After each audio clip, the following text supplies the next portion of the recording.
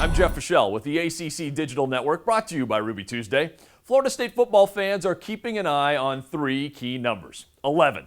11 Seminoles were taken in the NFL draft. Are there 11 guys ready to step up? 7 new assistant coaches. Will Jimbo Fisher be able to make the transition as seamless as possible? And 3. That's EJ Manuel's number. Who replaces him at quarterback? Fisher talked about where the QB battle stands right now in this spring football report.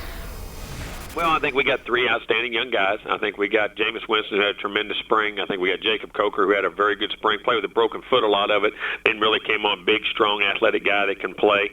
And Sean McGuire, I think maybe improved maybe more than all of them. Is a young guy that I think has a lot of potential. So got 3 great candidates. We're going to work through summer and summer camp and fall camp to see where we're at with those guys. But I think we'll have whoever wins the job will be a very good player. I think that Winston stood out more than Coker in a certain sense, just because he's kind of been the guy since he's come to Florida State that the fans have wanted to see.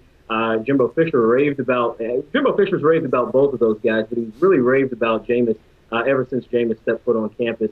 He's also a baseball player, and the legend of his baseball glory has really begun to transcend the campus, so to speak. He apparently threw 97 miles an hour as a relief pitcher in one game.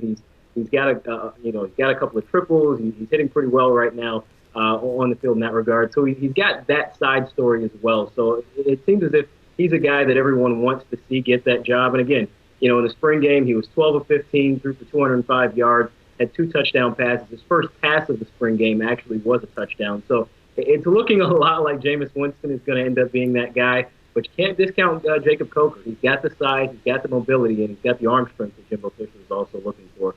Coley Harvey covers the Noles for the Orlando Sentinel and South Florida Sun-Sentinel. He says 2 other guys who've really stood out are fullback Corey Abrams and defensive end Mario Edwards. Abrams has looked so good, he could end up getting some carries. Hey, he's replacing Lonnie Pryor, who was so good as a running fullback. He earned Orange Bowl MVP honors for rushing over 100 yards and 2 touchdowns.